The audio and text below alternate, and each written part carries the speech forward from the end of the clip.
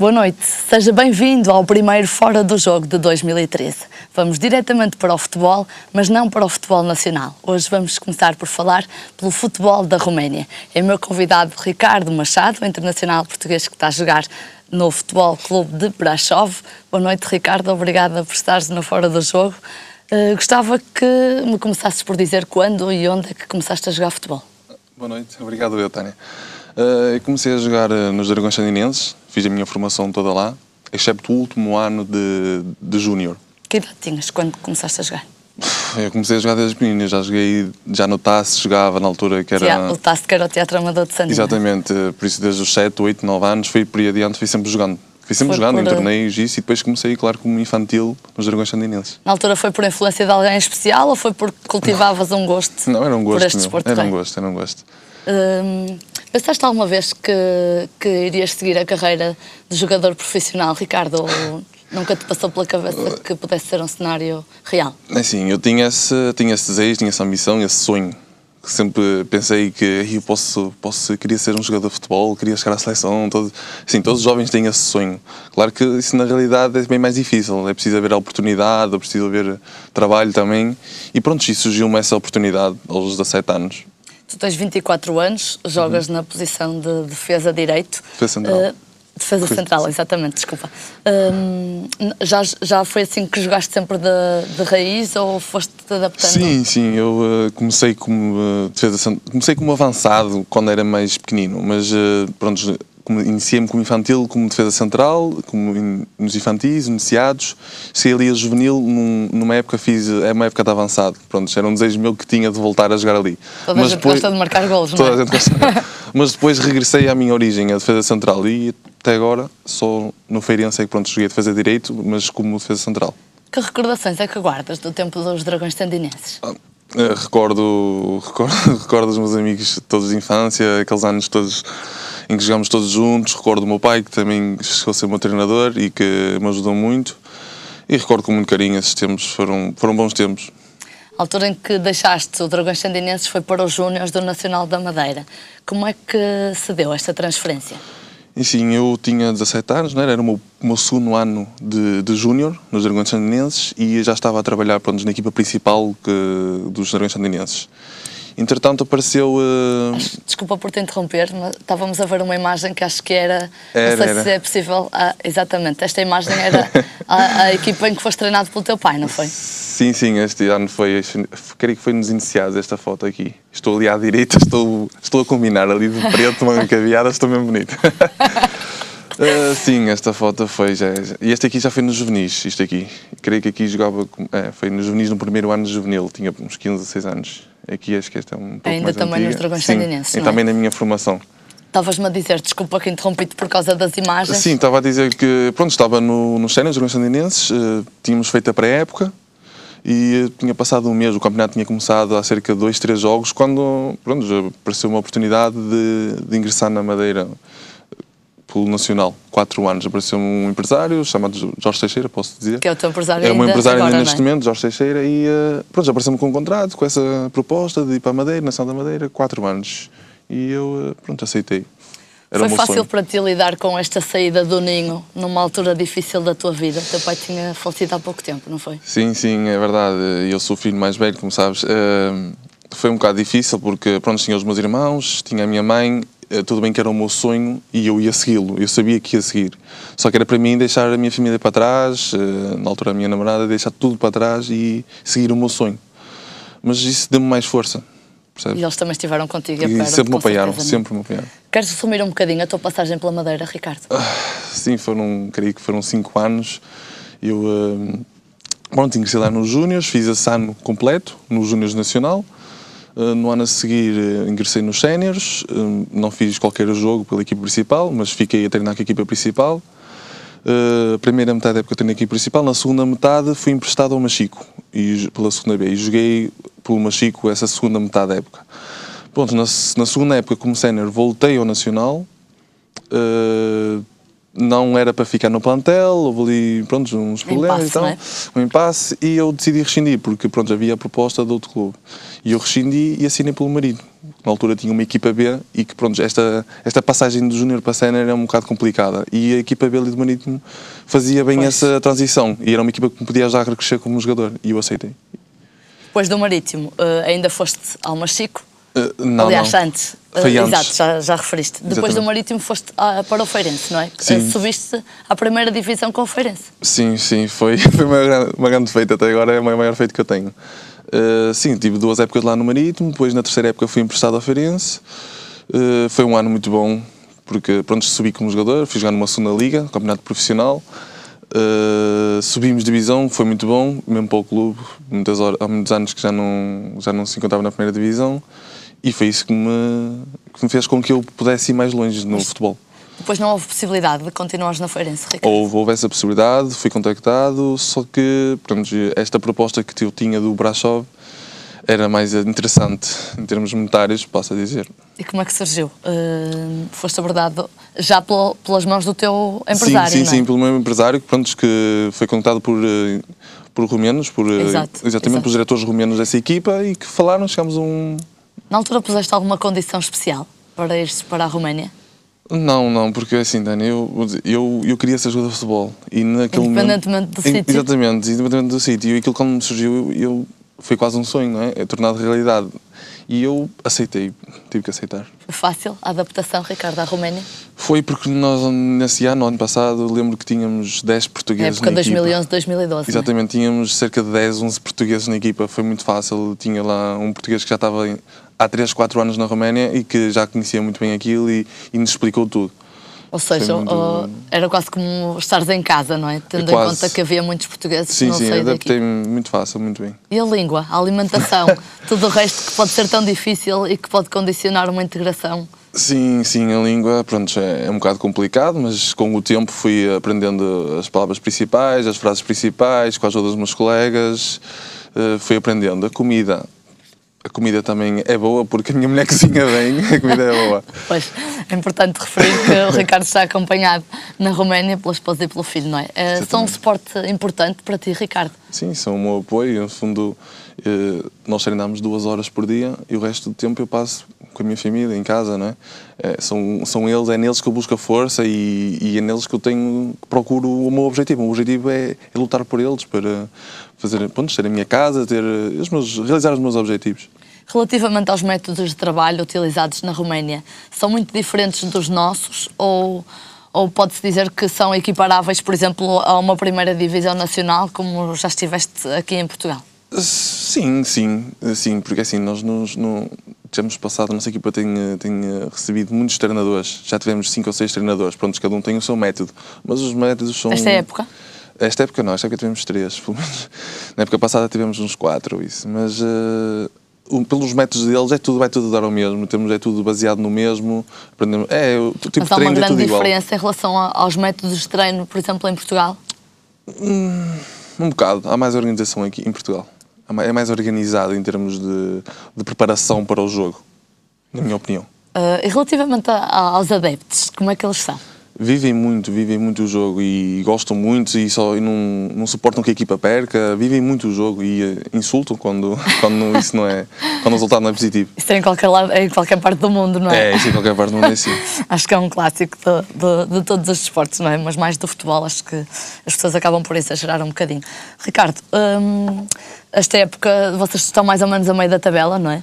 Esta época estamos melhor que o ano passado, estamos bem, em 8º lugar. No último jogo perderam contra o último, mas, por exemplo, 2 jornadas antes tinham ganho ao primeiro, que é o Steaua de Bucareste. Isso é uma das coisas que pode acontecer na Roménia. Nós temos que ganhar o primeiro e perder com o último. Os resultados lá, nós nunca sabemos o que é que pode acontecer, porque uma equipa...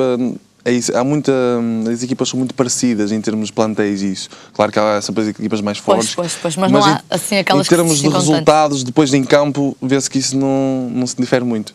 Por quanto tempo é que esperas ficar na Roménia? Sim, uma contrata acaba este ano, esta época desportiva. Não sei, se me aparecer, se me quiserem renovar o contrato, se aparecer outra equipa na Roménia, que eu estou aberto. E voltar a Portugal ou até jogar noutros campeonatos da Europa? É um sonho? Também conhecer outras culturas, porque isto também permite-nos conhecer outros países, outras culturas, e é sempre bom para mim, para a minha família, para quem me acompanha, claro. Quando vocês jogam, por exemplo, com equipas que têm outros portugueses a jogar, costumam trocar impressões ou... Sim, comentámos sempre, por acaso, nesses últimos jogos jogámos com, tinha um português chamado Hugo Moutinho, e nós comentámos sempre, falámos sempre antes do jogo, depois do jogo, então está tudo bem, como é que é, vamos para Portugal, não sei. Há sempre aquelas conversas de final do jogo. Circunstância também, não é? E a tua família gosta de estar na Roménia? Gosta. Inclusive tenho um filho com 3 anos, ele agora nesta altura lá está a neve. E ele gosta muito de brincar na neve, tem muitos parques infantis, é bom levantar isso, que na cidade tem muitos parques infantis e penso que é bom para a família estar lá, adapta-se bem. Sei que és muito novo e que ainda é muito cedo para pensar em arrumar as chuteiras, mas se alguma vez te passou pela cabeça acabar a tua carreira no Dragões Sandinenses, por exemplo? Sim, por acaso, quando eu saí dos Dragões Sandinenses, falei na altura com o presidente, eu falei com ele e disse-lhe que eu vinha acabar lá, eu ia acabar de jogar ali nos Dragões Sandinenses porque eu não cheguei a fazer nenhum jogo oficial no estádio do Torão. E ficou prometido. Prometido é devido. Embora seja algo corriqueiro, entre aspas, mas acho que é uma questão de... É simbólico para mim e que eu gostava de fazer. Ricardo, obrigada. Gostei muito de ter aqui. Desejo-te as maiores felicidades para a tua vida na Roménia, não só a nível profissional, como também em termos pessoais. Muito sucesso. Obrigado, Tânia. Foi muito prazer que estive aqui no Regiões TV e obrigado. Obrigada também. De seguida, conferimos os resultados e as tabelas classificativas dos jogos da Associação de Futebol do Porto deste fim de semana.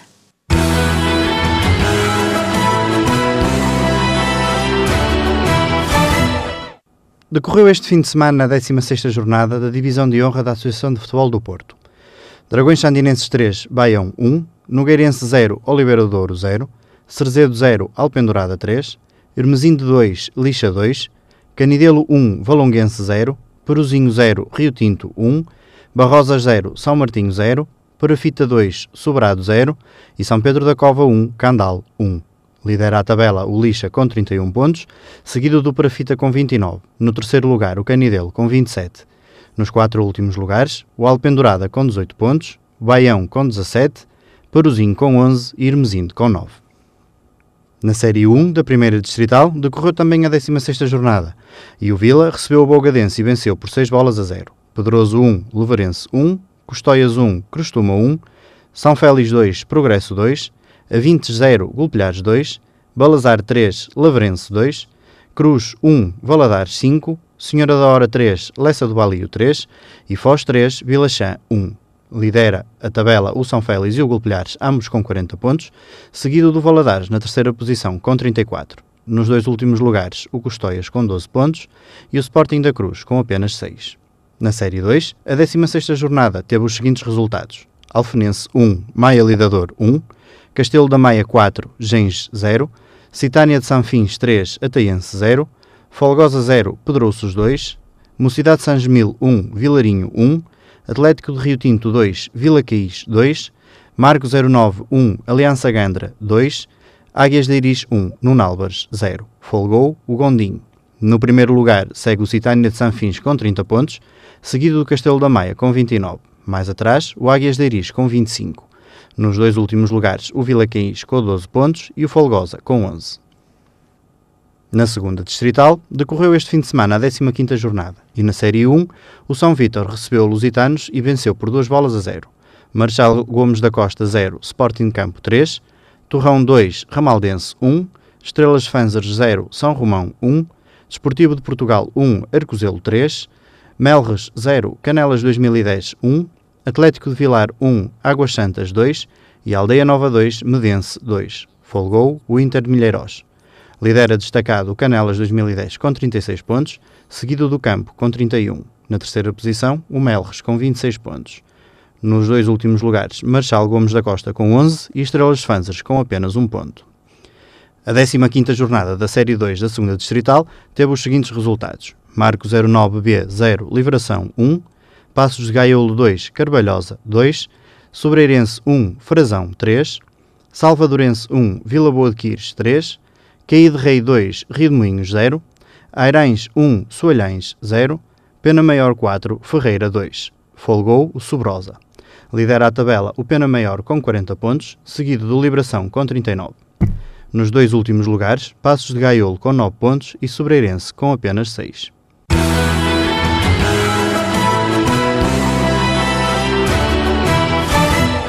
segue-se o espaço em que vamos comentar o fim de semana desportivo com José Cancela Moura. Boa noite, Cancela. Começamos pelo hóquei em patins, com o jogo entre o Futebol Clube do Porto e Benfica, que ficou marcado pelos confrontos nas bancadas no final do encontro. É verdade. Já agora, eu julgo que aquilo que é mais importante, e no plano desportivo, esta vitória do Futebol Clube do Porto isolou o Futebol Clube do Porto na liderança, com mais 2 pontos que o Benfica é que liderava até este jogo, mas lamentavelmente estes incidentes vão se sucedendo, quer em Lisboa, quer no Porto, nomeadamente nas modalidades amadoras. Ano passado o último incidente tinha sido com o basquetebol, aqui no Dragão Caixa.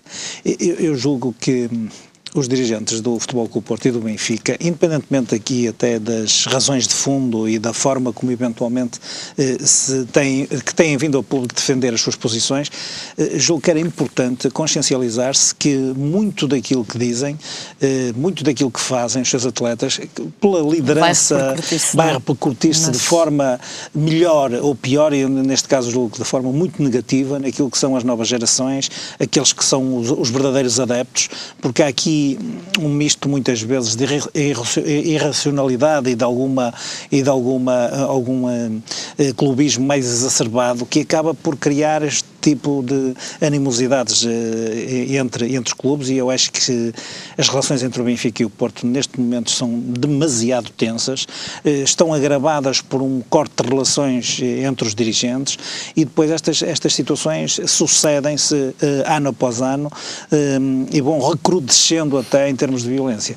Desta vez julgo que houve 2 detenções de 2 adeptos do Benfica, mas efetivamente também terá havido uma certa animosidade por parte dos atletas do Futebol Clube do Porto na hora de sair. Parece que uma agressão do próprio Ed Bosch, que por sua vez parece que também já houve uma queixa do adepto do Benfica que terá sido agredido. Uma atitude completamente reprovada, não é? Mas isto parte a parte. Aqui é importante que as pessoas não valorizem demasiado a falha e, neste caso, a gravidade do atleta do Futebol Clube do Porto. Sim, mas como agente do desporto ele tem a obrigação de ter um comportamento exemplar. Naturalmente. E aquilo que eu ia dizer é que muitos destes atletas são vistos como estrelas, como exemplos a seguir, por aqueles que são mais novos, e julgo que estas situações são extremamente reprováveis. No fundo, aquilo que deveria ser notícia, deveria ser o resultado do Futebol Clube do Porto. O Benfica foi campeão ano passado e penso que o Futebol Clube do Porto ameaça repetir a hegemonia que tem tido na modalidade, e acabou, no fundo, para que tudo isto não se falasse, e as notícias que vieram ao público foram, de facto, deste ambiente tenso e destas cenas que são de lamentar mais uma vez no Pavilhão da Luz. O certo é que o Futebol Clube de Porto ganhou por 6-4 e retomou a liderança da tabela classificativa. Nos últimos anos tem havido um grande equilíbrio, apesar de tudo, entre o Benfica e o Futebol Clube do Porto, mas o Futebol Clube do Porto foi, portanto, campeão durante 10 anos seguidos, ou teve uma década seguida como campeão. O Benfica conseguiu quebrar essa hegemonia, mas penso que do ponto de vista daquilo que eventualmente possa vir a revelar-se no final do campeonato, vai ser este equilíbrio, porque de facto o Futebol Clube do Porto ainda tem um 5, sobretudo um 5 inicial muito interessante, embora o Benfica, com os esforços que eventualmente fez para esta época, como digo, tenha um equilíbrio maior com o Futebol Clube do Porto. Portanto, isto que aconteceu na Luz pode perfeitamente acontecer agora no Dragão Caixa e o Benfica poder inverter esta posição. Ainda sobre os confrontos nas bancadas, o Benfica emitiu um comunicado em que repudia a atitude da Polícia de Segurança Pública e em que acusa a PSP de dualidade de critérios. Sim, eu acho que a questão central desse comunicado tem a ver com a dualidade de critérios que os dirigentes do Benfica dizem ter existido no tratamento de questões que para os dirigentes do Benfica são iguais. Será isso o mais importante perante uma situação destas? Não, a verdade é que o Benfica teria naturalmente que justificar, no fundo, aquele incidente. Justificar o injustificável? Não diria isso, porque de facto há ali questões que naturalmente o Benfica teria que vir a público, dar a sua posição, mas como digo, não vai resolver absolutamente nada daquilo que tudo o que eu disse para trás, que isso é que era importante e é a questão de fundo que devia ser verdadeiramente debatida no desporto nacional. Mas esta dualidade de critérios refere-se exatamente ao facto de a polícia não ter atuado com o mesmo rigor com o Ed Bosch, quando, portanto, agrediu um adepto do Benfica, e os insultos e as provocações que os jogadores de Futebol Clube do Porto terão tido nos acessos a balneários, com o mesmo rigor, dizia eu, que aconteceu a atuação nas bancadas com os adeptos do Benfica, onde houve uma carga policial e que a direção do Benfica veio comentar, dizendo que não houve contemplações com crianças e com mulheres, foi uma atuação despropositada. É importante que se diga que normalmente este tipo de atuações efetivamente nem sempre tem a conta e o peso e a medida que nós desejaríamos. Porquê? Já são feitas estas cargas policiais numa situação limite, onde efetivamente a polícia não vai primeiro ver quem é que está para depois poder atuar, e muitas vezes este tipo de situações ocorrem por uma situação que é decorrência natural do clima de tensão e de violência que se vive, e para impor a ordem desta maneira, muitas vezes a própria polícia, isto não é desculpável, muitas vezes também existem exageros neste tipo de atuações, e portanto o Benfica fez muito bem também, apesar de tudo, vir tentar dar a sua posição ao público. Em contraponto, o Futebol Clube do Porto está em silêncio, o que um destes dias provavelmente vai ter um outro comunicado a dizer coisa diferente, mas aquilo que era importante debater e implementar era o fair play, e eram os dirigentes, porque estas modalidades amadoras fazem todo sentido com os clubes grandes a participar, e se isto começa a ser recorrente nas vindas do Benfica ao Porto, ou nas idas do Porto a Lisboa, efetivamente acaba por se estragar absolutamente tudo. Este fim de semana no futsal tivemos também um derby lisboeta, Sporting-Benfica, em que o Sporting, apesar de ter começado a perder, acabou por dar a volta e cimentar ainda mais a sua primeira posição. Não, o Sporting tem feito um campeonato extremamente interessante, fez 12 jogos, tem 12 vitórias, e esta vitória sobre o Benfica, com bem que se diga, este deve ter sido dos jogos mais desequilibrados de que eu me lembro das últimas épocas. Como se sabe, o Benfica e o Sporting têm repartido entre si os títulos desde que há futsal em termos oficiais, e não há dúvida que este jogo não é um jogo tão importante. Aliás, o treinador do Benfica veio dizer que efetivamente nos playoffs ou nos playoffs da modalidade as coisas serão diferentes.